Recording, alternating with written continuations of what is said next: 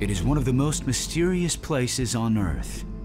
An entire sovereign nation surrounded by a single city. The Vatican. For centuries, it has influenced world events, perhaps more than any other country on Earth. How could the world's smallest country wield such power? Secrets.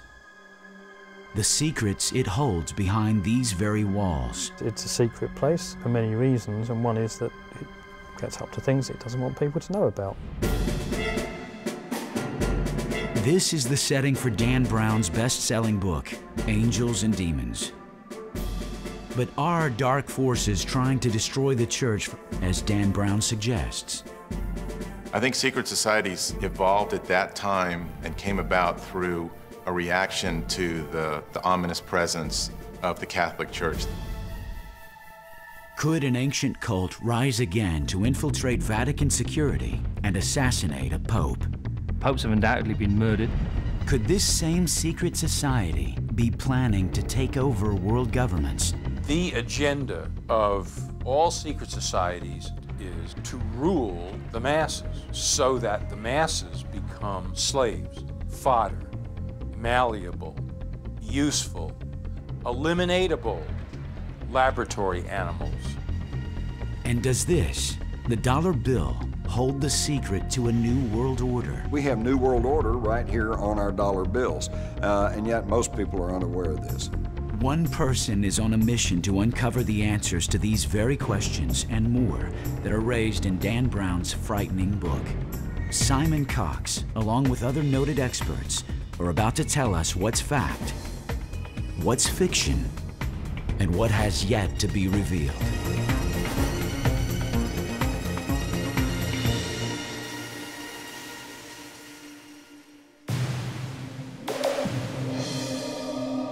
Rome, once the ruler of the Western world. Today, this nation city is both the cultural nerve center of Italy and the setting of Dan Brown's best-selling novel, Angels and Demons. Rome is an amazing place, a city that is like none other than I've ever seen. It's a kind of revelation in the sense that at every turn there's something new. It's like a palimpsest, which is a manuscript in which something's been written, but it's been written over a pre-existing text that's been erased, which itself was written over a previous text that's been erased, so that it's layer upon layer, and it's that layering that is the city of Rome, endless and deep.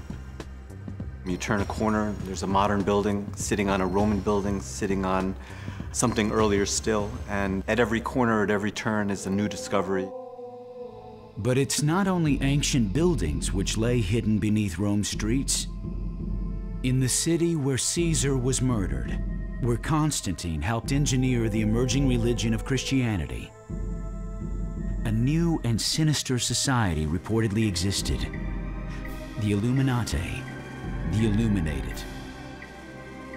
Dan Brown's Angels and Demons raises vital questions. Do they still exist? And if they do, who are they?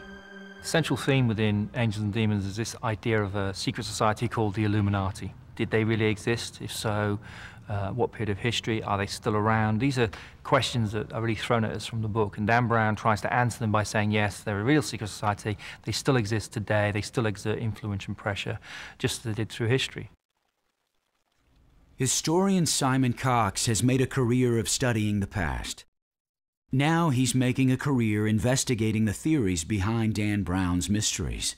In his newest book, Illuminating Angels and Demons, Cox finds himself on the trail of the Illuminati, much like Dan Brown's hero, and for good reason. It's a book that deals with secret societies, with Christianity and its interaction through the ages with us as people, as man, and the idea that there may actually be some other hidden thread of knowledge, of illumination that runs through that.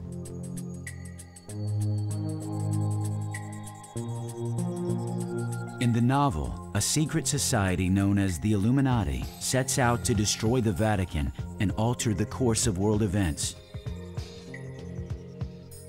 For writer and conspiracy theorist Jim Marrs, the threat is real. The final goal of the Illuminati is world domination. They go into great detail as to how they're going to accomplish this. They want to educate the young and convert them to their way of thinking. They want to destroy faith and confidence not only in the political systems but in religion. Fact is slightly different really to the fiction that Dan Brown has brought forward in Angels and Demons, in so much as the Illuminati, through my research I found, did exist as a real society. In fact, there were several different versions of the Illuminati. You have Illuminati springing up in southern France, in Spain. A look through history books shows that over the centuries, several groups have taken on this name. In Spain, they were persecuted, burned at the stake by the Catholic Church during the famous Inquisitions. But the mystery doesn't stop there. They're disparate groups, they're not groups that are linked. And the word Illuminati, or illuminated ones, or ones who see the light, is actually, when you think about it, would be a pretty normal name for various groups who want to be enlightened. And so I think that as a coherent body of people, a coherent secret society that has lasted throughout history, stretching all the way back to Egyptian times and through to the modern era, I think it's a non-starter. I don't think you have evidence for that. However, we certainly have evidence that a group called the Illuminati, who may well have existed through to modern times, certainly started in the 1770s in Bavaria.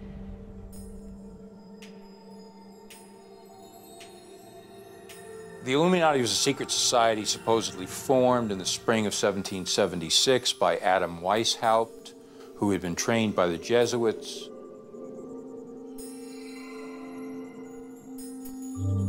Devin Jackson is an investigative journalist for some of the most important publications of today.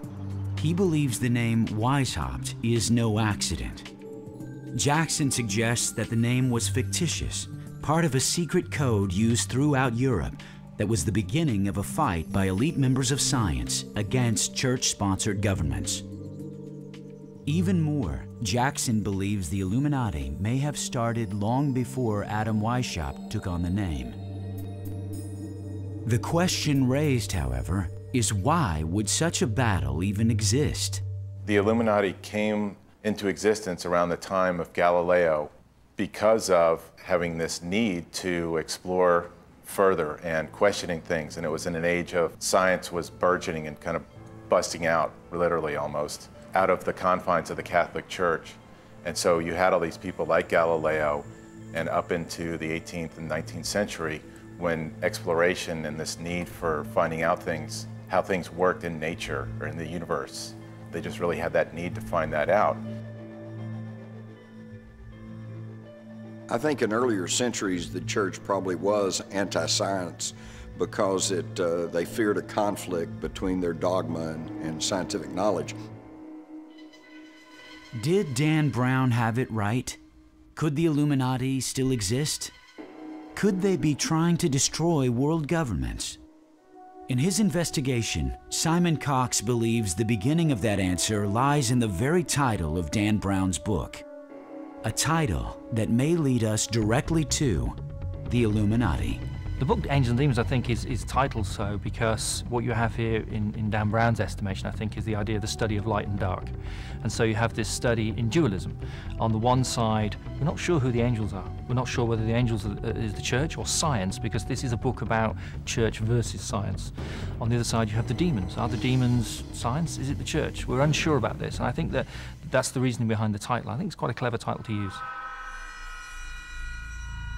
Angels and Demons is a great title. It does sum up very well the duality of the book and the theme of angels that runs through it in the Bernini statues that form the clues that run throughout the book.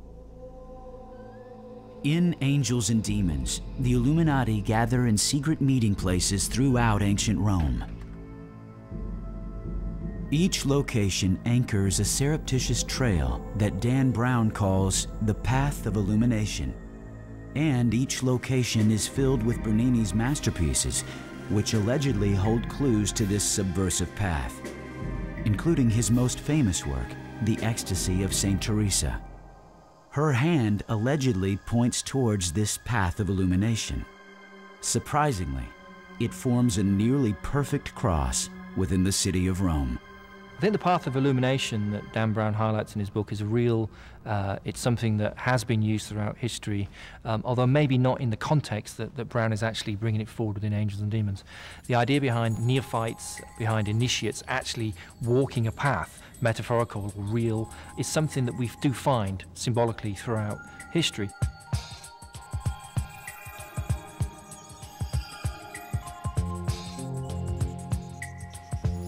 This alleged path starts at Rome's most famous landmark, the Vatican, a site visited by up to 30 million tourists a year. The path then crosses Tiber River to the east, anchored at Santa Maria della Vittoria. To the north, the cross begins at Santa Maria del Popolo and ends to the south at Piazza Navona. Why a cross for a group allegedly fighting the church? Clive Prince and Lynn Picknett, co-authors of the Templar Revelation, have researched its mysterious origins. Every religious, spiritual, esoteric discipline will talk about a metaphorical path of illumination. Whether this exists in the sense of the Illuminati, a group somewhere, have their own views on this, and you have to be initiated into it and do certain things, perhaps horrible, to receive illumination, is open to question. The Illuminati's scientific beginnings, their rituals, and quest for power are closely tied to the Vatican's own shrouded history. But hidden deep within the Vatican are secret documents which reportedly could be used to destroy the Church. Has the Illuminati infiltrated the Vatican? Have they found the hidden documents? And what will happen if they, or another secret society, finds them?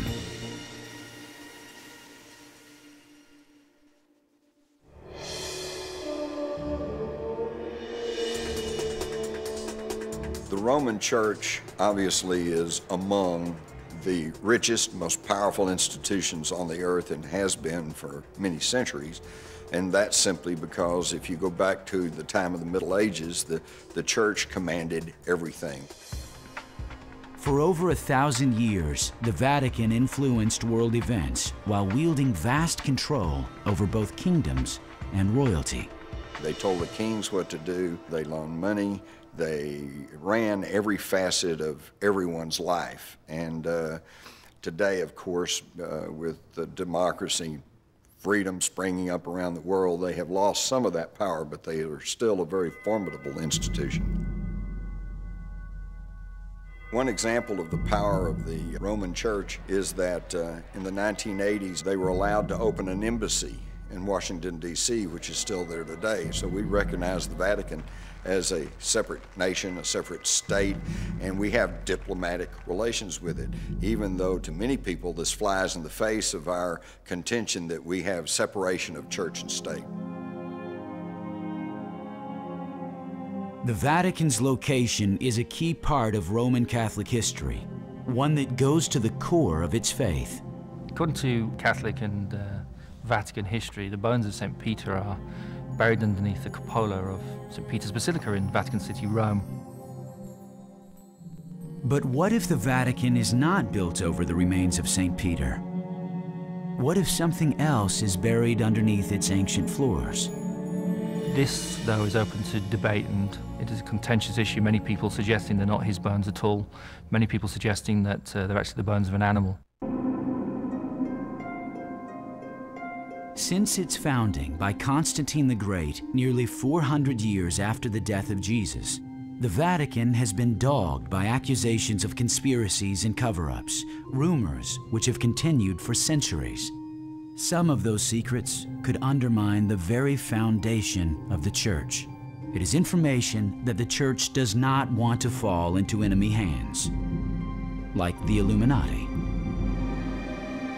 We have the catacombs under the Vatican, which hardly anyone has ever been able to penetrate. All kinds of wild stories circulate about that, up to and including the possibility that they have the mummified body of Jesus, that they have lots of ancient artifacts, lots of historical objects that could point to a more honest and true understanding of human origins.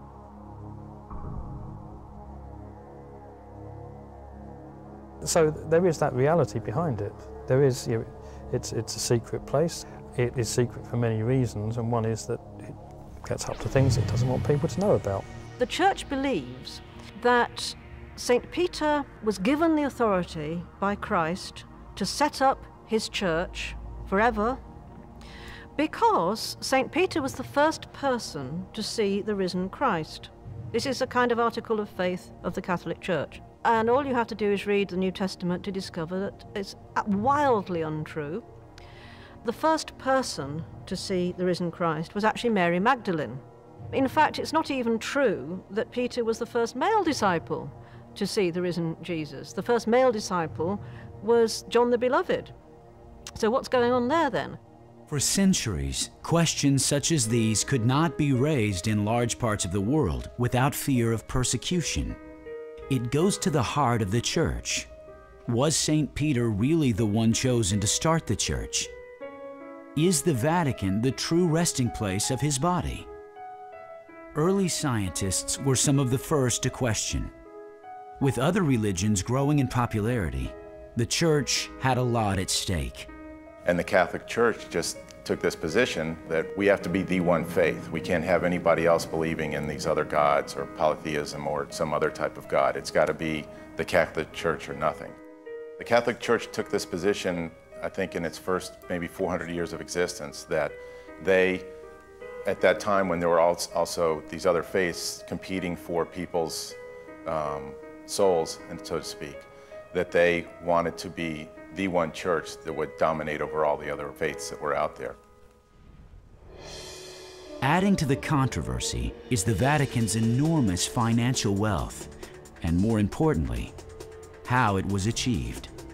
I think the Vatican is secretive about its finances because of the controversy over how much money flows into the church. They don't want to detail how much money they have, how much money they're worth. In fact, it's really amazing, but I have found in my work as a journalist in this country that even local bishops, local priests, they only know their picture, their small piece of the puzzle. They do not have entree to general accounting numbers as to how much money or where it goes or who's getting it or anything else. The Vatican has always been a very secretive place. There's even, well within living memory, there have been sort of great financial scandals involving the Vatican Bank and things like that. This enormous collection of wealth has had one other unintentional consequence: making the job of Pope one of the most dangerous in the world.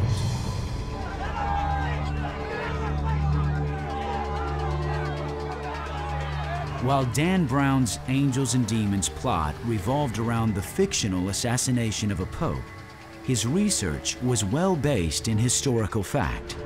Could a pope be murdered? Well, it's a question that Brown certainly brings up within Angels and Demons, and it's certainly something that undoubtedly has happened. Celestine V being a classic example, 5-inch nail in his head, maybe kind of gives that one away as a slightly suspicious circumstance. Stephen Ostro, a professor of art history, has researched the early centuries of the Vatican, uncovering a legacy of persecution and violence. The early popes were almost to a one martyred because they represented a tradition, a faith that was contrary to the Roman law. So if you go into St. Peter's, for example, all the piers of the main nave are adorned with portraits of the early popes, each and every one of whom was martyred for his faith. So popes have long been killed because they are not just religious but also political figures. And so, yes, there's been intrigue, yes, popes have been poisoned, murdered, martyred. But I think in the modern era, let's just say since the 17th century, it hasn't been quite so bad as it was in the early days. The battles of the early church were over power, world domination, the same goal as other secret societies. Scary times are good times for the church. The agenda of all secret societies that have a negative impact is to rule the masses.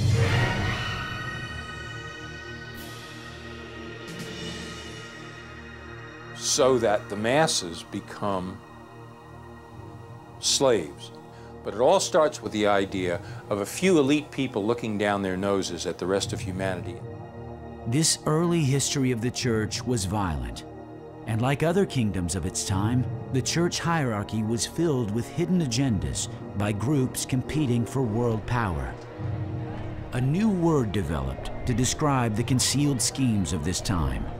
Calling the church a pornocracy is an interesting use of the term. It's not a widely accepted or used term. It literally means government by harlots, by prostitutes, hence the root porno. And it specifically and historically refers to a time in the 10th century, beginning with a fairly inept pope named Sergius III, and a series of popes who ruled by less than moral means. Apparently Sergius I, for example, had a number of competing cardinals killed in order so that he could assume the papal throne.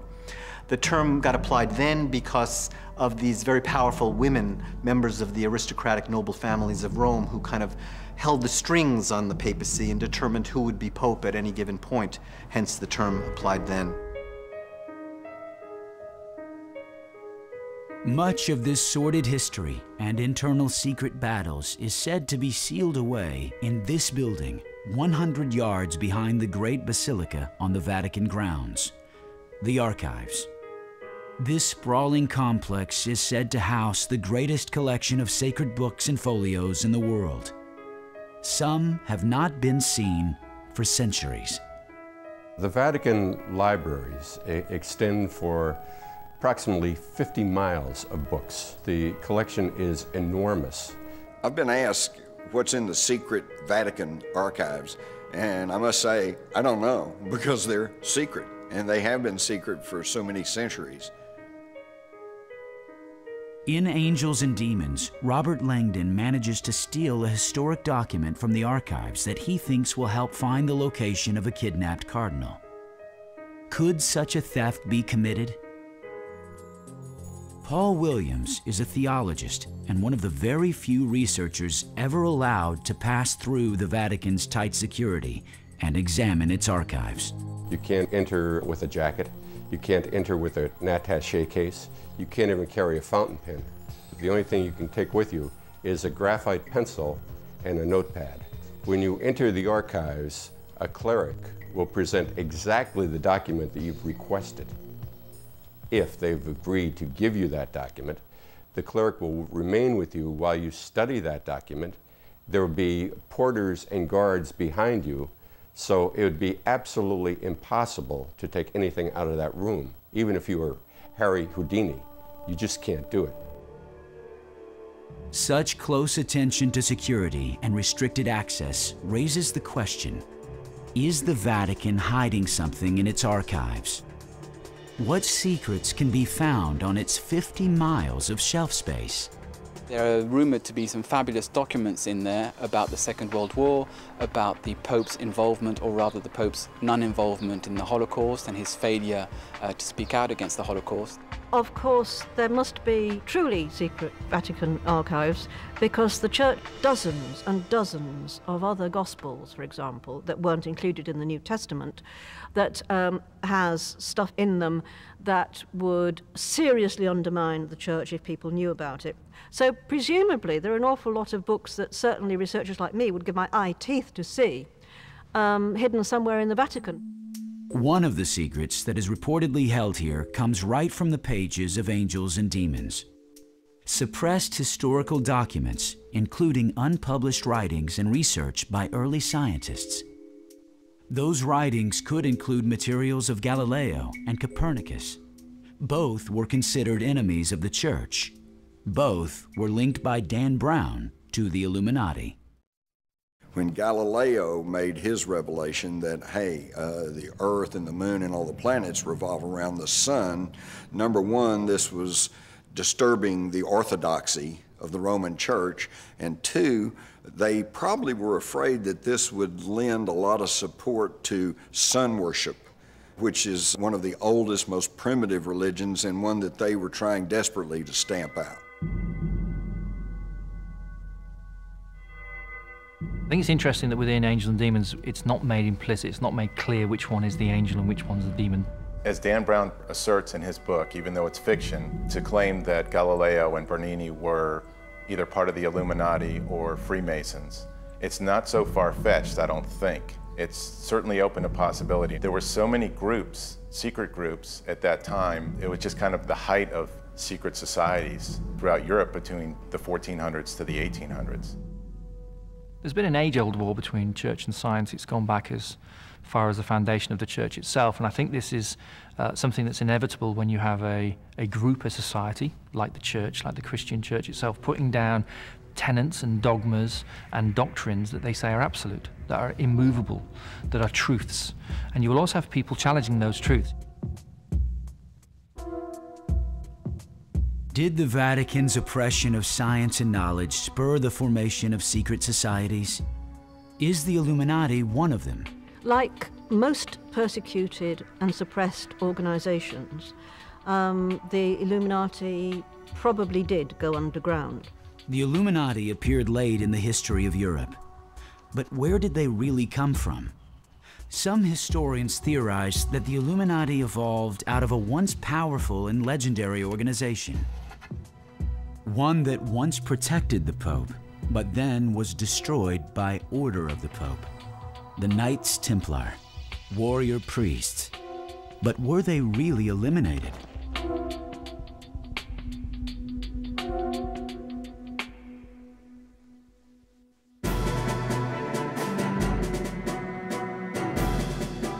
The Knights Templar started out as the Order of the Poor Knights of the Temple of Solomon.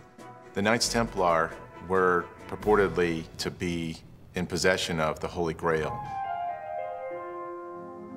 It was the year 1000. The Western world believed in the legend of the Holy Grail, a cup thought to hold the blood of Christ and his power. And now, a secret society of warrior monks allegedly found the Holy Grail. Through this legend and the power it conveyed, the Knights Templar became one of the most revered and feared secret societies that ever existed. Authors Stephen Ostro and Devin Jackson, who have dedicated years of research into the Knights Templar, describe them as early defenders of the Vatican who eventually became its biggest threat. They were ostensibly serving to free the roads for pilgrims to go to Jerusalem. They took up residence in the Temple of Solomon. They lived in the stables of the Temples of Solomon, and for about 8 years they conducted an excavation.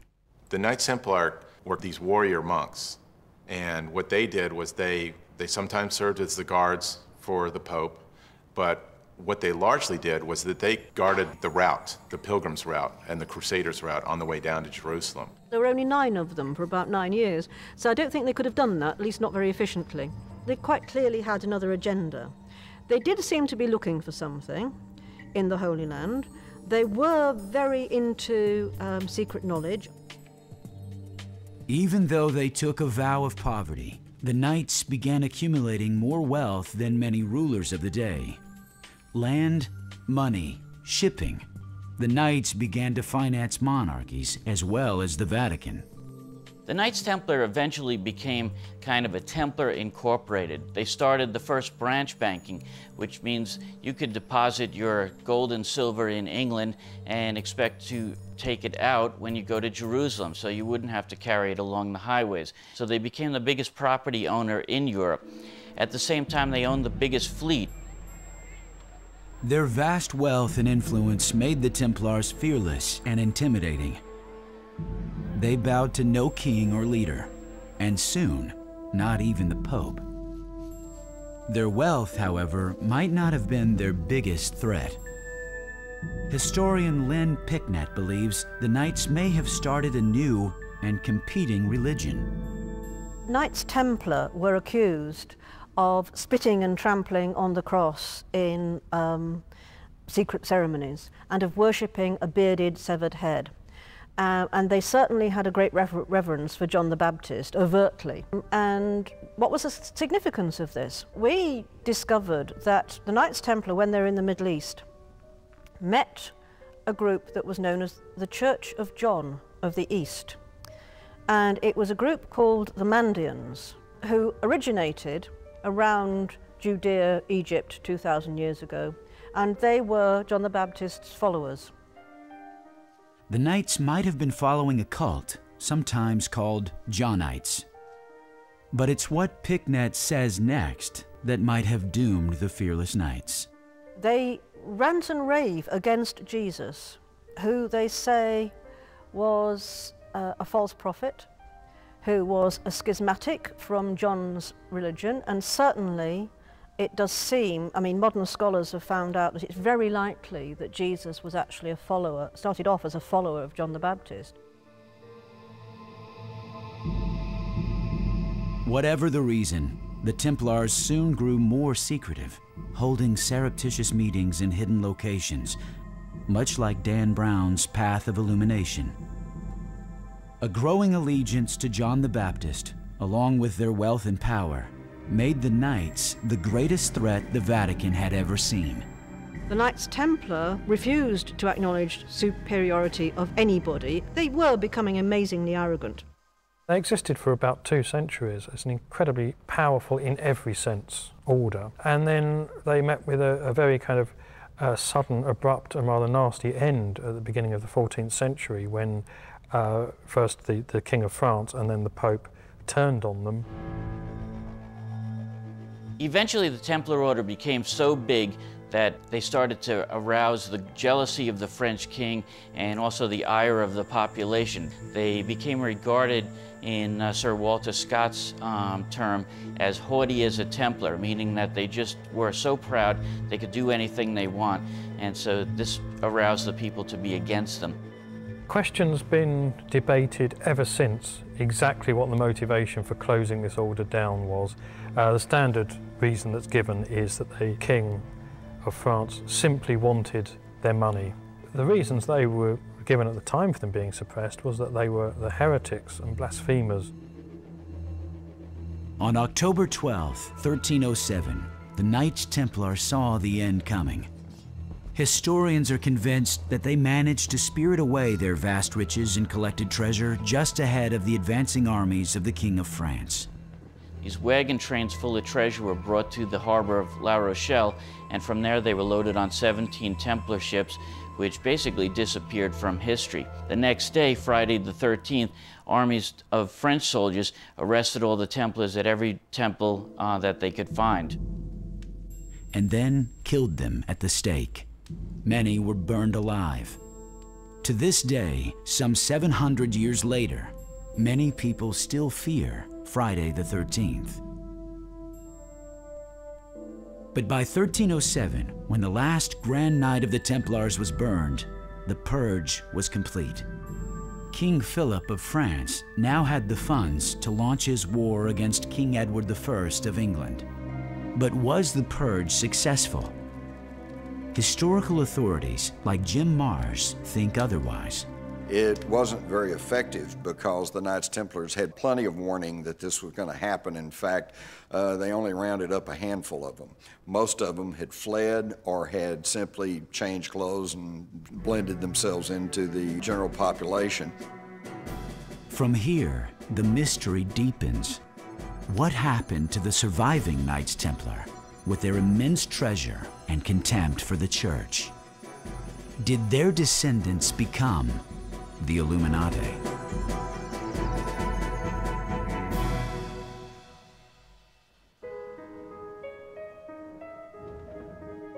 With the Templars supposedly vanquished in the late 1300s, the Vatican regained its standing as the world's most powerful institution.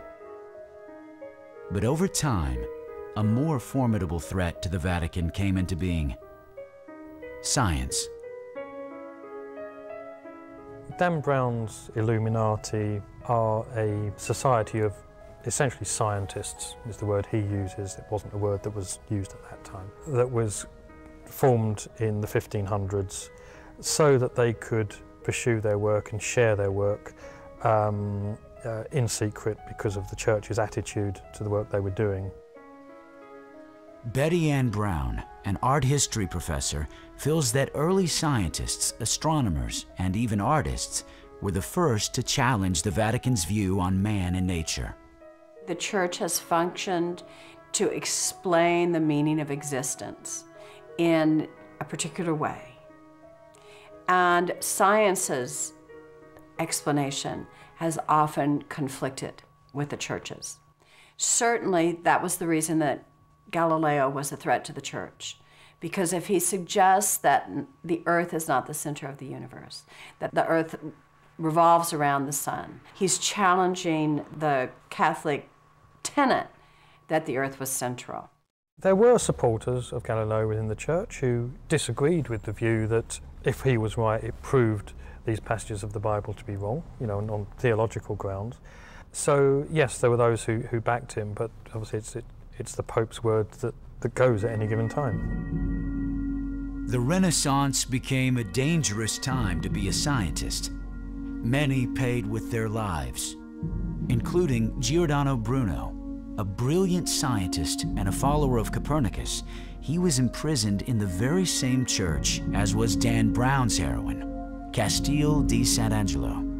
One of the prime examples of the Church coming down hard on scientific thinkers was the story of Bruno, who was a bit of an extremist in some of his views. Bruno was famous throughout Western Europe for developing memory skills, a sensational theory in 1576. And because he believed, like Copernicus, that the Earth revolved around the sun, he became an enemy of the Church. The Church taught that the universe revolved around the Earth.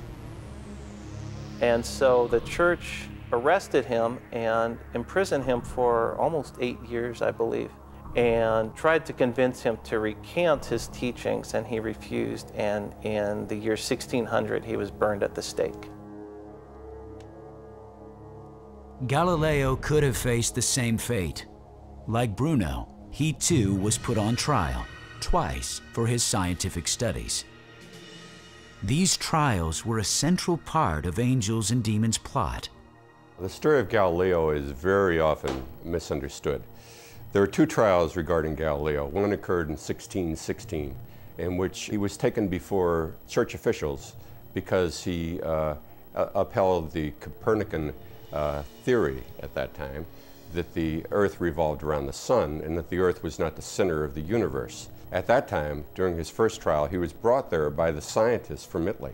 Trial in 1616, he recanted that, and he said, oh yeah, I agree now with Ptolemy that the Earth is the center of the universe. Well, he went back to the university and continued teaching that the Earth revolved around the sun. He was brought before the Inquisition in 1632. The trial was held in 1633. There's a common conception that Galileo was beaten to his knees and forced to recant and thrown into a dungeon and starved. All these things are not true. Galileo was, at the time of his trial, was living in the Villa Medici. He was living in the lap of luxury. As soon as he recanted in 1633, his sentence of a term in prison was nullified by the Pope, and the Pope immediately gave him a pension to live on for the rest of his life, which he did, and a nice position. Did this persecution drive Galileo to join an underground movement? And as Dan Brown suggests, the Illuminati? Historian Clive Prince has the answer. Galileo couldn't have been a member of the Illuminati because it didn't exist in his day. As to whether he was a member of a similar society, there's no evidence either of his involvement in any kind of movement like that, or his inclination to be involved in anything like that. Still, many leading artists and scientists of the day began joining secret societies, like the Priori of Sion, familiar to readers of the Da Vinci Code. As far as I can tell, Leonardo da Vinci and Isaac Newton were both members of the Priori of Sion, but definitely with da Vinci, he was into a lot of strange stuff. He was kind of a polymath. And so it makes sense that he would be into that, and he was very much into, in terms of his paintings and his drawings, there was a lot of stuff that people still don't know exactly what it means, and it probably points to maybe his membership in this or some other group of secret people. Well, in Angels and Demons, the idea behind much of this is that you look at people like Bernini, the sculptor, and Raphael. And Dan Brown postulates or puts forward this idea that they may have been members of this secret organization, the Illuminati. My research has shown that that is undoubtedly not the case. People like Bernini and Raphael were God-fearing folk. They were kind of coming around at that period of the age of reason and enlightenment, and when a lot of scientists such as Galileo were pursuing knowledge that was outside the purview of the Catholic Church and using rationality and scientific method to get at what they saw as deeper, larger, grander truths. Those larger, grander truths were sought after by more than just Renaissance scientists. This is a war that's been going on for a long time for control of the planet. How do you fight such a war?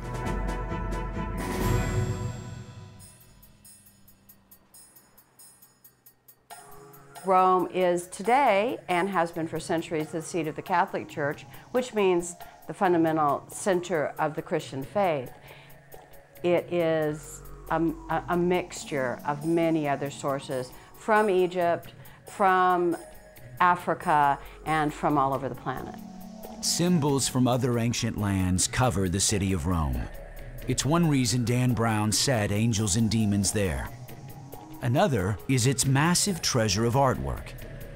Art historian Betty Brown suggests both were used to convey covert messages. Some might have even been on the fictitious path of illumination.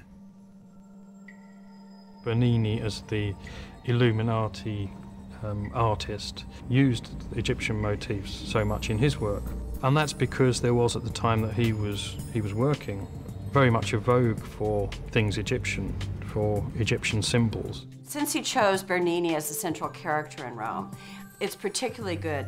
The Baroque period was a time in which Western culture was centered around the production of images.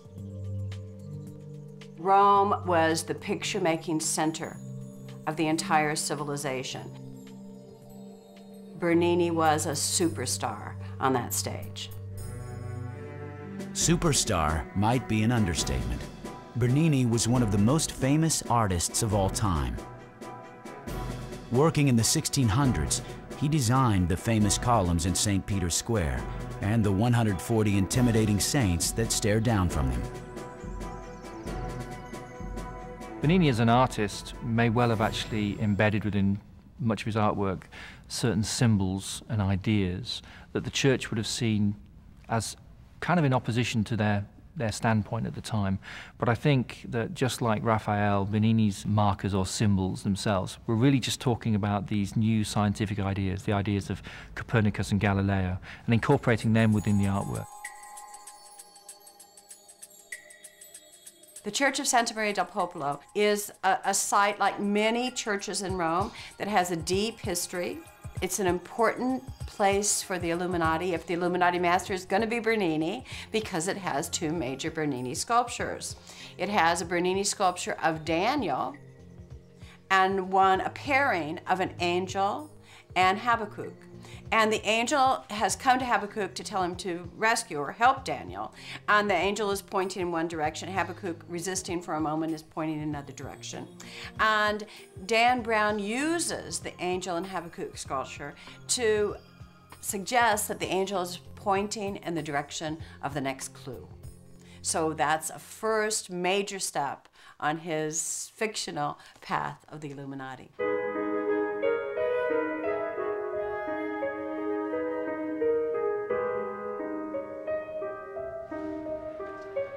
Another location on Dan Brown's path of illumination? Bernini's Four Rivers Fountain. It's the southwestern tip of the path's cross over the Tiber River. And at the center of this Baroque masterwork is this, a large obelisk. Did Bernini purposefully place this pagan object here as some type of signal? The obelisk at the center of the Four Rivers Fountain is another one of the ancient obelisks that were brought to Rome, and it lay in another side of the city, but under dirt and years of debris. The Pope who patronized Bernini and created that fountain was Innocent X, who wanted to create a monument at the center of that piazza, which was, in a sense, his kind of family turf. His family's palace is right adjacent to it. Wanted a monument that marked the center of the piazza and glorified him and the church as well. An interesting question, though, is why Bernini used Egyptian motifs so much in his work. It's a question that has intrigued conspiracy theorists for centuries. In the Fountain of the Four Rivers, each of the human figures represents a river, and so it's accompanied by symbols designating which river that is. Those are the more overt symbols, but Bernini could have hidden all manner of other little tricks in there had he chosen to do so. But it isn't the fountain that has most historians perplexed. It's this sculpture, often considered Bernini's masterpiece. And it's right on the eastern end of Dan Brown's Path of Illumination. It hardly seems like an accident. The Ecstasy of St. Teresa is one of Bernini's most extraordinary works. The sculptural group is the centerpiece of an entire ensemble, a chapel that Bernini designed for the Cornaro family, a wealthy Venetian family. And it illustrates or gives form to one of the most remarkable passages in her writings that describes one of her many encounters with the divine. It's the tip of the arrow that allegedly holds an Illuminati clue: fire, one of the four elements. The Illuminati were early scientists. Earth, wind, fire, and water were the elements with which they worked. And in Dan Brown's book, each was used to kill a cardinal. Did the Illuminati truly use their most important symbols for such a frightening means? Teresa of Avila is a fabulous woman from Christian history. Santa Teresa reformed the Carmelite order, allowing women who weren't incredibly privileged to enter the convent by basically working their way through rather than coming in with such an immense dowry that it would pay for their room and board for their entire lives.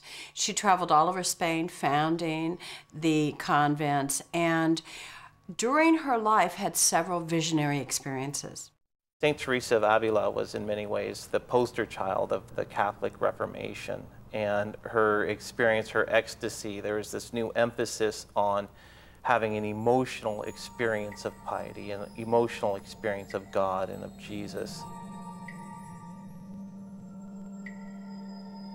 This artist outlived 8 popes, 8 benefactors.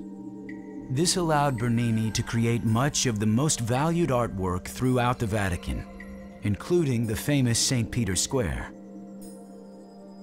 But another Renaissance artist may also have left similar secret messages in his works: Raphael. Only it wasn't with obelisks or spears of fire. And one anchors yet another arm of the cross on the path of illumination.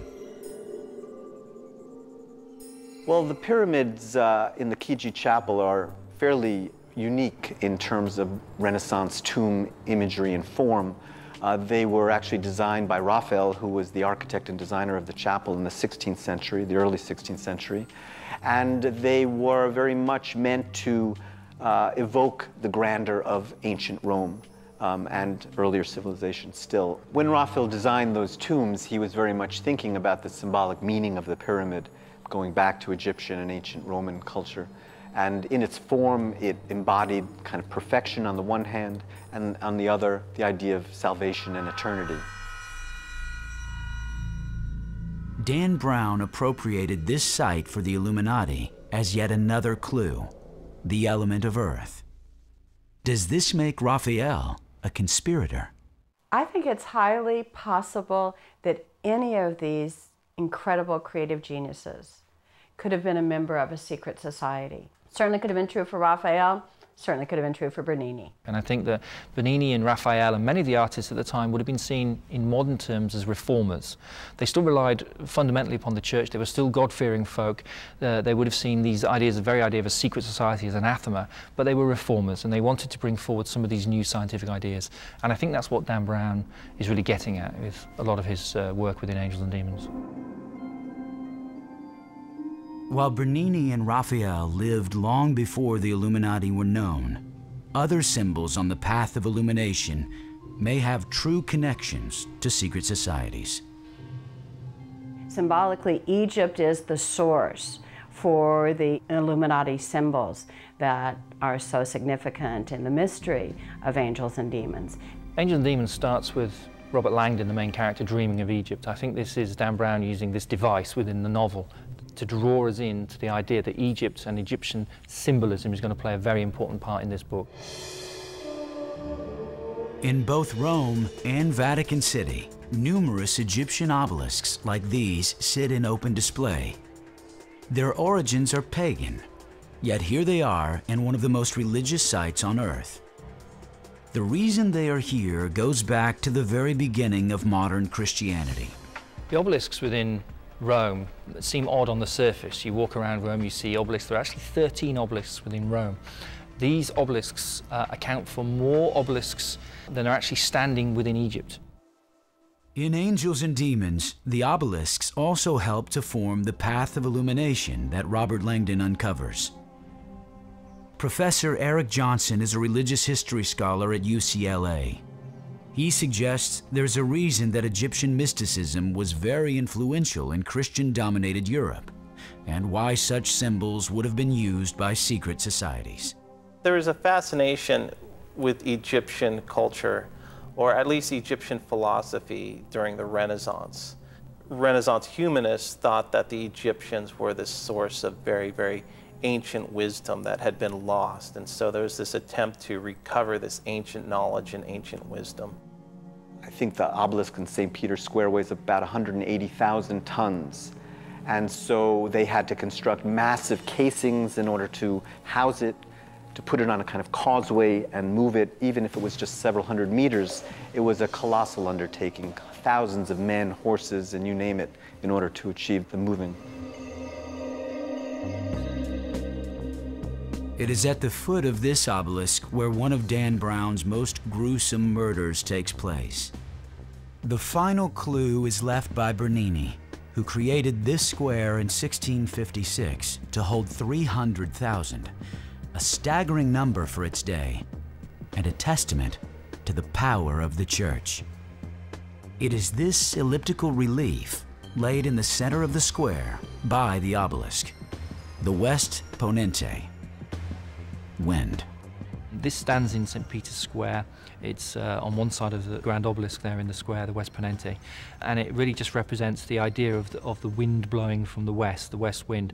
There are certain Christian symbolic references here that you could make and you could put into that. What Dan Brown had in his book about the Illuminati, what makes them a little bit more on the edge, a darker edge of things, is the fact that a lot of their symbology and the way they went about things and some of their so-called rituals, they borrowed a lot of their symbology and that kind of stuff from Egyptians, from Babylonians, which everybody was doing that at the time.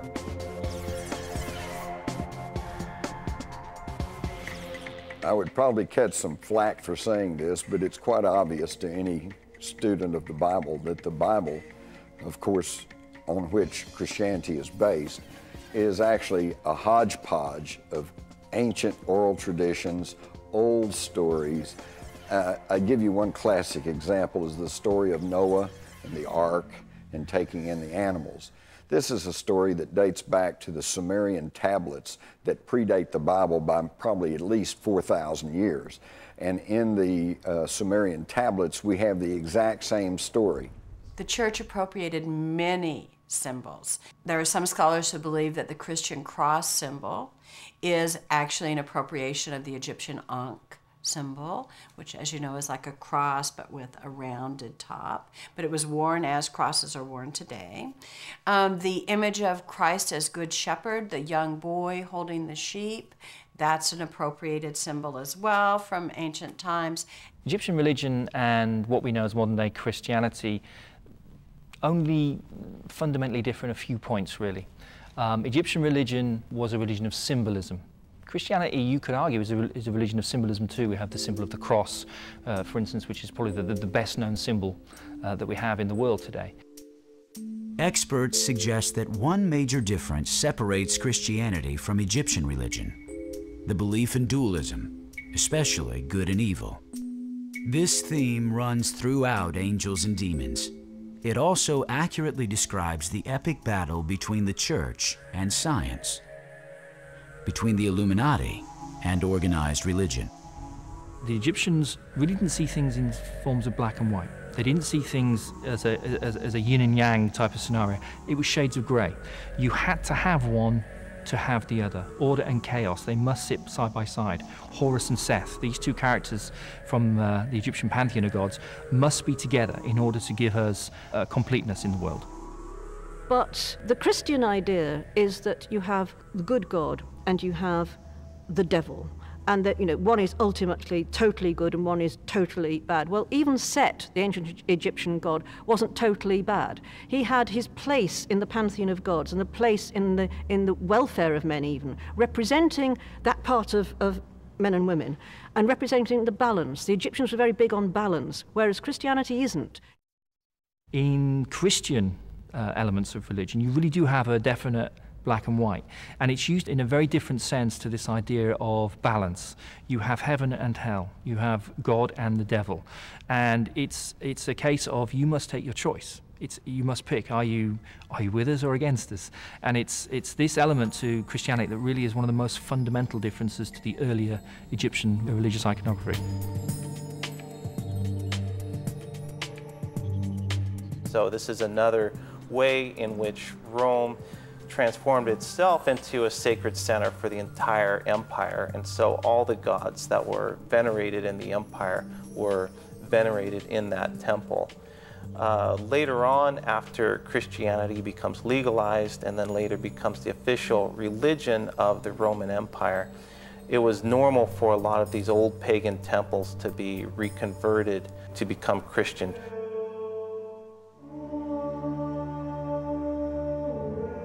It's one of these very pagan temples that became one of the most famous basilicas in Rome, the Pantheon. Hundreds of thousands of tourists flock here every year, yet few likely know that when they look up, they are looking at a demon hole. Many now, however, may think of it as an Illuminati landmark. Pantheon has a large hole in its roof, and there's actually a false trail that leads Langdon and Vittoria to the tomb of Raphael. This so-called demon's hole in the temple shows yet again a pagan symbol remade as a Christian symbol. Another example of dualism, good versus evil. They think one of the murders is actually going to take place there. It doesn't take place there. But what's interesting is that they bring into this part of the story the idea of the demon's hole.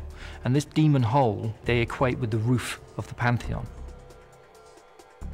Historian Simon Cox believes that the path of illumination may be real, at least in one sense. I think the path of illumination that Dan Brown highlights in his book is real. It's something that has been used throughout history, although maybe not in the context that Brown is actually bringing it forward within Angels and Demons.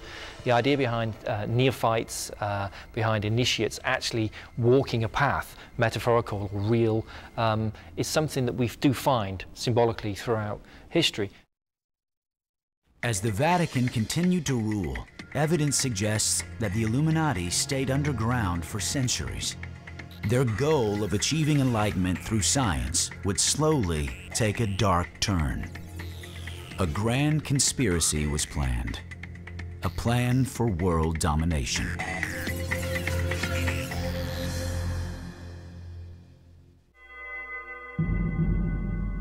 Well, we've all heard that knowledge is power, but secret knowledge is even more powerful. And the Illuminati, if they still call themselves that, is a movement whose basic philosophy is the end justifies the means. Conspiracy theorists have concluded that the modern-day Illuminati are a powerful entity in the world today, even if they no longer carry the name. They will do anything to further their agenda. Kill, maim, destroy, lie, cheat, steal, whatever. And this is quite effective because they will pose as anything. They're liberals, they're conservatives, they're fascists, they're communists, they're Democrats, they're Republicans, they're anything that will further their agenda, and this makes for a very, very powerful and effective secret conspiracy. Theorists like Jim Marrs and Paul Williams suggest that the Illuminati's call to arms came with the formation of the most controversial secret society of the last 300 years. The Freemasons, an ancient sect of builders and stonecutters that may date back to Egypt. Freemason was actually a half French, half Anglo term, and it just meant somebody that was free, or frere, as in brother, and a mason, which was actually in the building arts. Later on, when they could not be Templars anymore, these masons banded together, and they weren't just masons, they were anybody in the building arts. They would form lodges, and so if a brother mason came from another lodge into your town, you would be responsible to help give him shelter, give him food, and if possible, give him a job to do. Others, like investigative journalist John Rappaport, believe that the Knights Templar never were destroyed. They simply went underground for centuries. But now, Rappaport suggests, the Knights have finally re-emerged and possibly infiltrated the Freemasons. Freemasons, to me, evolved out of the Knights Templar.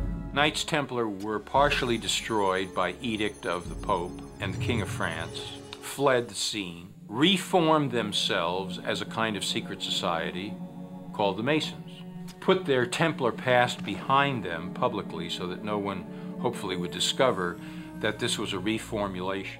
When the Knights Templars came back from the Holy Land with all of their newfound wealth and knowledge, they proceeded to work closely with primitive but existing stonemason guilds. And these were stonemasons who would clump together to form a kind of a union and then collectively work to build cathedrals and churches. And so it was the stonemason guilds that were the genesis of the Freemasonry. But the Freemasons as an organization has survived for an incredibly long time, given that even though they didn't set themselves up in direct opposition to the church had a huge fear of that Gnostic-based belief that you could attain this knowledge on your own. Like the Templars before them, the Freemasons became an enemy of the Vatican, who views them as a threat to its sovereignty. Freemasonry has been the target of 17 separate degrees by the church. It is outlawed by the church, and members that of the Catholic Church that become Freemasons are subject to excommunication. You cannot be a Catholic and a Mason. From the time of its inception, Freemasonry remained anathema to the Catholic Church. In the United States, it is believed that the Freemasons became established as early as the Revolutionary War. More importantly, author Jim Marrs and others believe they quickly became political players in the fledgling government. According to the Masons themselves, they played a very, very big role. The Boston Tea Party reportedly took place by members of a Masonic lodge who completed their lodge meeting and then went out and dressed up as Indians and dumped the tea into the Boston Harbor. The number of America's founding fathers who were also Freemasons might be a startling fact to many. In the United States during colonial times, Freemasonry was the grease of the economy, that in many cities you had to become a Mason in order to do business. Benjamin Franklin understood that when he went to Philadelphia, that by becoming a Freemason, his newspaper and his printing press would get jobs from the city. John Hancock knew that in Boston, where about a third of the people depended on him for their income, he could trust people if they were Masons, so he would not give a job to someone that wasn't a Mason. George Washington was actually told in a letter by his brother, if he wants to get surveying jobs, to become a Mason, and that would facilitate him getting those jobs. And of the 57 some odd signers of the Declaration of Independence, at least 50 of them were known to be Masons. So there's really not much question that the Masons played a very prominent role in the founding of America. Perhaps it was coincidence, But the founding of the Illuminati in Bavaria appears to come full circle with the founding of America. Did the Illuminati find a sympathetic secret society in the newly formed United States? The Illuminati were founded in a kind of a banner year of 1776. That's their date, and May 1st, no less, kind of international communism, May Day. And they were called the bearers of light, Illuminati, from illumination. You kind of find this knowledge about yourself or information through the light. There have in fact been several Illuminati groups. The best known one is the Bavarian Illuminati group, and it's best known because its ideals of liberty, equality, and fraternity, if that sounds familiar, they became fundamental to the Enlightenment that appealed to the founding fathers of this country. With Freemasonry firmly established in both the United States and Europe, the Illuminati reportedly began to secretly expand their power base by infiltrating Masonic lodges. But in 1782, at the Wilhelmsbad Convention, the Illuminati rolled themselves into the Knights Templars and into their creation, the Freemasonry. And this is where the merging of the Illuminati and the Freemasons took place. Some of those lodges have been infiltrated, for example, by Adam Weishaupt, who formed the Illuminati in 1776. He thought a very good way to spread the word was to simply infiltrate and take over certain already established Masonic lodges. And if it is internationally controlled from one point, and if that point has some very dark agenda.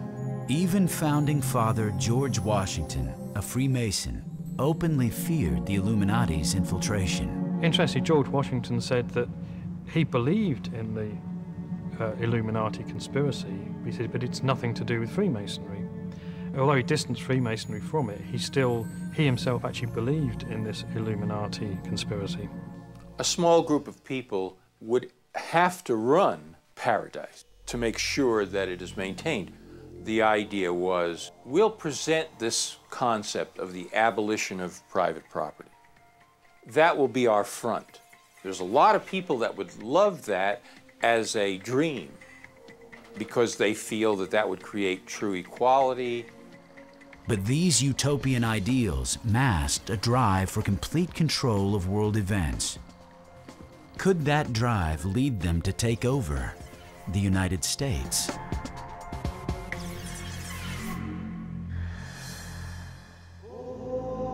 While the Illuminized Freemasons were expanding their ranks globally, the Roman Catholic Church had slowly declined in wealth, power, and influence. In order to survive, the Vatican was forced to compromise. Some critics say they made covert deals with the devil. Others believe it might have resurrected assassinations of modern-day popes.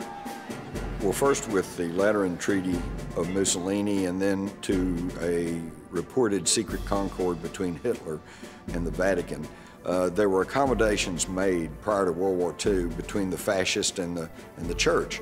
That basically it was kind of, we'll leave you alone if you'll leave us alone. That's why there were no prominent outcry against the atrocities of Hitler and the Nazis by the church. This alleged secret infiltration of the Vatican by outside powers may have saved them from ruin. However, some say it also made them a co-conspirator in the genocide that was to follow. Pope Pius XI signed the Concordat with Hitler and the Concordat with Mussolini. He had promoted these two fascist regimes. Toward the end of his pontificate, he lived to recant these views. He knew that he was wrong. He saw the herding of the Jewish populations throughout Germany and Poland into ghettos, the creation of concentration camps, the persecution of Catholic clerics throughout Germany. By 1939, Pope Pius XI could no longer abide by the clandestine agreement he had made with Italian dictator Mussolini. He decided to separate the church from the fascists. It would be the last decision he ever made. Just on the eve of World War II, Pope Pius XI announced that he was not happy with these concordants that had been reached with the fascists, Mussolini and Hitler, and was threatening to come forward and expose these deals that had been made between the church and the fascists, but then he died suddenly.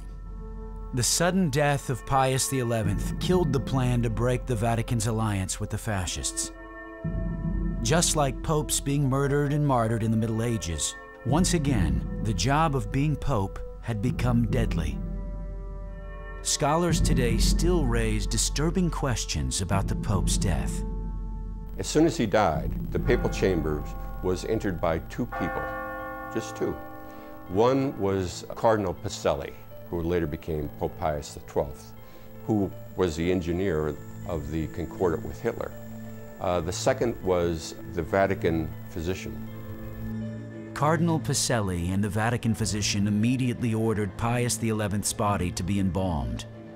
The Church had never allowed this practice before. Also, the Vatican did not allow an autopsy to be performed, raising further suspicions.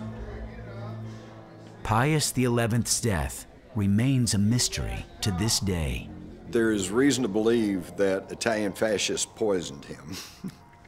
But of course, as with most conspiracies, you keep them covered up not through absolute covering up of facts, but through obfuscation. There's so much claim and counterclaim and controversy that most people just finally get tired of it and turn away. This was not the last time in recent history that secrets, cover-ups, even deaths would scandalize the Church. On May 5th, 1998, Italians woke to shocking headlines. Sangue in Vaticano. Violence had erupted within the Vatican, one of the most secret and protected cities on earth. Someone had been murdered within its walls. On May 4th, 1998, a nun made her way through the barracks of the Swiss Guard in the Vatican and discovered the bodies of the commander of the Swiss Guard, Alois Estermann, his wife Gladys, and a young Lance Corporal, Cedric Tournay. The Vatican, a few hours later, said that the young Lance Corporal had shot the commander and his wife before turning the gun on himself. What was behind this horrific crime? Had the fortress of the Vatican been infiltrated? Was it part of a larger plot to overthrow the Church? Dan Brown couldn't have written the ensuing cover-up better. It was only 4 hours after the bodies were discovered that the Vatican announced that, according to its official version, the Lance Corporal had killed the commander and his wife and then killed himself in a fit of madness. We weren't told what the basis for this conclusion was. The terse nature of the Vatican statement about the Swiss Guard murders only inflamed the story more. Basically, the Italian newspapers had no idea what to make of all this, and all they had to go on were a few lines from the Vatican. So, of course, that's where the question started. What appeared on the surface as a bizarre crime in one of the most protected secret societies on Earth may have been more political than previously known.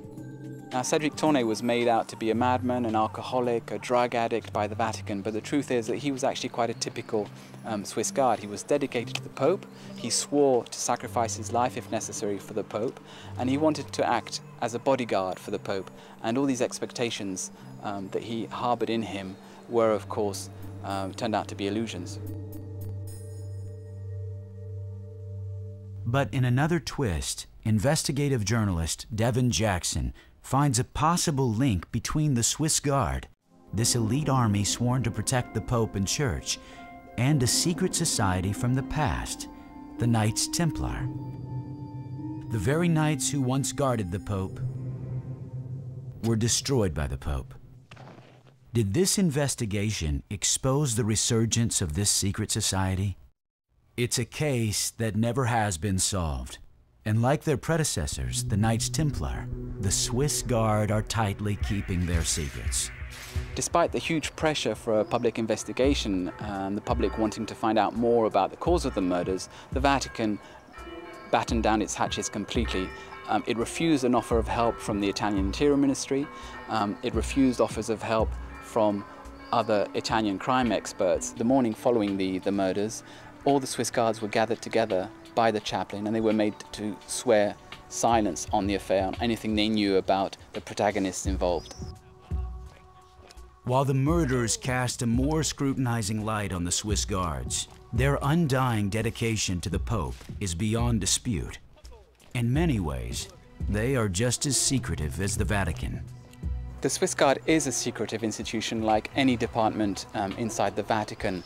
The officers, the men of the Swiss Guard, have to swear an oath of loyalty to the Church, and it's inculcated into them that includes defending the interests of the Church at all times.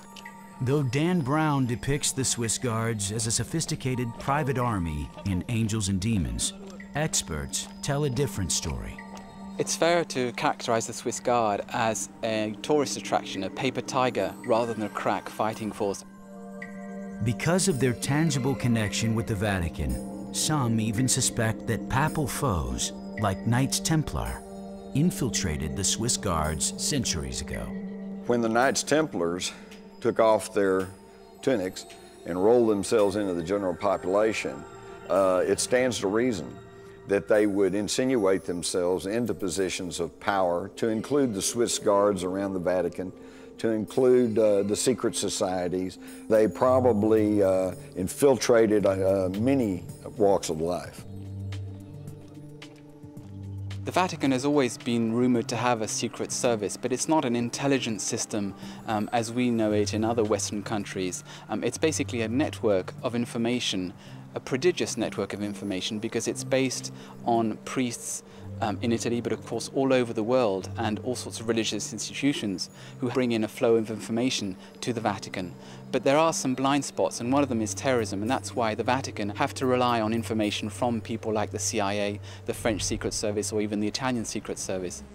My key conclusion after watching and talking to the Swiss Guards is that they're not equipped to protect the Pope. The biggest threat to the Vatican, though, may not be from terrorists. Have secret societies infiltrated the Church itself? Some believe that they have, and that there is a money trail leading to more murders at the Vatican. Perhaps even of another pope. It would be most instructive if everyone was to study the P2 scandal in Italy back during the administration of Ronald Reagan back in the 80s. P2 stands for Propaganda Dua, which is the name of a Masonic lodge in Italy. They said they were financed through Illuminized Freemasons in Switzerland, known as the Gnomes of Zurich. It was a heck of a story, and it was big news in Europe, but over in America, we barely got to hear much of anything about it. The Propaganda Dua had close business relations with the Vatican Bank, which was headed by Chicago-born Archbishop Thomas Marcinkus.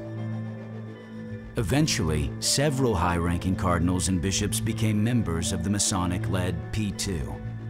But here we have it in the 1960s, a secret Masonic organization that became incredibly powerful with tentacles throughout the world, and you had over 121 Catholic hierarchs. I'm talking about archbishops, bishops, cardinals, members of the society. By 1978, the newly appointed Pope John Paul I became aware of the Vatican's relationship with P2. He began an investigation, but he would not live to see it completed. Did the trail from the Knights Templar to the Illuminati and finally to the Masons somehow lead to John Paul's premature death? Historian Clive Prince believes it could have been an inside job. That many people have suspected that that was a result of some kind of faction within, within the church, within the Curia, the church's civil service, if you like, that didn't want this man to be pope because of financial scandals that were going on at the time that they thought he might uncover. A few years after the death of John Paul I, the Vatican was swept up in the Ambrosiano affair, one of the world's biggest banking scandals, which led to another bizarre death. The P2 were also very big into banking, and around this time, the bank Ambrosio, one of the largest banks in Italy, and it was called the Vatican Bank, failed. The head of the bank was a person named Roberto Calvi, who was found hanging from the Blackfriars Bridge in London with stones in his pocket, kind of symbolic of a Masonic assassination rather than a simple hanging. A Masonic rule says that a traitor should be dangled before the rising tide, which he was, and a traitor should be assassinated with the marks of Masonry, the group that he had betrayed, ergo the 5 bricks within his pockets. While the assassination of a pope is fiction in Angels and Demons, the world watched in horror as a real assassination attempt of Pope John Paul was broadcast live on television. Even today, the question remains, was it a lone gunman, or was there a larger plot? The assassination attempt against Pope John Paul II in May 1981 in St. Peter's Square is the only murder attempt in recent times. He was surrounded by Vatican security officials, including senior officers of the Swiss Guard. The attempted assassination of John Paul II back in 1981, that it wasn't another case of a lone gunman, this guy Ali Akka, who was a Muslim, that it involved both the KGB through some weird, still shady Bulgarian connection. Did Pope John Paul II's strong stance against communism incite the plot to assassinate him? Was his attacker part of an ancient secret society called the Assassins, which have been linked to the Knights Templar? Ronald Reagan and John Paul II set up this agreement where they were in a battle. It was kind of toward the end of the Cold War. So they wanted to get rid of communism. And the liberation theologists, which were all in South America and Central America at that time, at the height of their controversial rise, Reagan said, if you help me defeat communism, I'll do what I can to kind of keep the liberation theology movement, down there and allow you to keep more control over those people. It's documented that Reagan and John Paul II, as the head of the Vatican, were going to try and do what they could to stamp out communism. So naturally, the Soviet Union felt threatened enough to perhaps use this Bulgarian connection to off the Pope. If there was a conspiracy to kill John Paul II, the Vatican's perpetual secrecy effectively killed the investigation into the case. We have the case just after the attempted murder of Pope John Paul II in 1981, when the Italian authorities trying to find out information from the church about what they might have known about the run-up to that attempted assassination. But there, the church refused to give any information to the magistrates, so much so that one Italian public prosecutor accused the Vatican of placing a tombstone on his inquiry. But it wasn't just the Vatican that was threatened. Reportedly, the Illuminati had infiltrated the Freemasons. And across the ocean, in a prosperous America, the Freemasons were surprisingly aggressive at infiltrating the government of the United States, eventually reaching its highest levels. To the question which presidents were Mason, it's more which presidents were not Masons. People up to George Bush and Delano Roosevelt, Harry Truman, Reagan, it's just a laundry list. Just about every president has been a Freemason. It's just funny to think of who the Freemasons have been or are, like the astronaut Buzz Aldrin or John Wayne or Bob Hope or W.C. Fields, people that you never, it's like, what are they getting out of being a Freemason? And it's a fraternal organization. And this is where the Freemasons have been at odds. Franklin Roosevelt was one of them that did reach the highest level of Masonry, and he worked his way up for a long time in Masonry. Gerald Ford might have been given the title strictly as an honorary basis, but some Masons believe as many as 1/3 of the presidents of the United States were Freemasons. During Franklin Roosevelt's presidency, a subtle change in the $1 bill is thought to have signaled the arrival of a powerful secret society in the United States. One of the things Dan Brown mentions in his books is the Masonic imagery on the dollar bill, and there's much to that. We have the Great Seal, which has a lot of Masonic imagery, such as the arrows and the olive branch. Here we have the all-seeing eye of knowledge at the top of the pyramid, but it's separated from the rest of the pyramid. And this is Illuminati imagery indicating that they alone have this knowledge and that all the rest of us are down here on the lower part of the pyramid. Treasury Secretary Henry Wallace, who according to Simon Cox was a Freemason, added Masonic symbols to the Great Seal of the United States. He also added these frightening words. The term Novus Ordo Seclorum actually means the New World Order. Masonry calls this god the Great Architect. So, in other words, we have New World Order right here on our dollar bills, and yet most people are unaware of this. The dollar bill might be just the beginning of evidence that the long trail of the Knights Templar to the Illuminati and now to the Freemasons has infiltrated the government of the world's largest free nation. The Washington Monument is an obelisk. It's in the form of an Egyptian structure that basically has the same meaning. It was originally for the god Osiris, but it's just a sign of any god and the power of that god. The whole layout of Washington, D.C. is done to a sacred architecture. The Capitol building, the White House, and the Washington Monument are the three most important pieces there. The most startling evidence of Illuminati influence is with the Bilderberg Commission, arguably one of the most powerful groups in the world who many suspect of controlling the world's economy and even its governments. The Bilderbergers came along in 1954, I think. They were founded by another Freemason, this guy Prince Bernard, who was part of this Merovingian dynasty, as he claims, also affiliated with the Nazis. They used to meet in this hotel in the Netherlands called the Hotel Bilderberg. So they just started calling them the Bilderbergers. At one of their later meetings, David Rockefeller, who a lot of people see him as this huge kind of master puppet, kind of pulling the strings of world leaders, he proposed the idea at a Bilderberger meeting that we should have a commission, which later came to be called the Trilateral Commission, which is, coincidentally, there are three parts of the pyramid.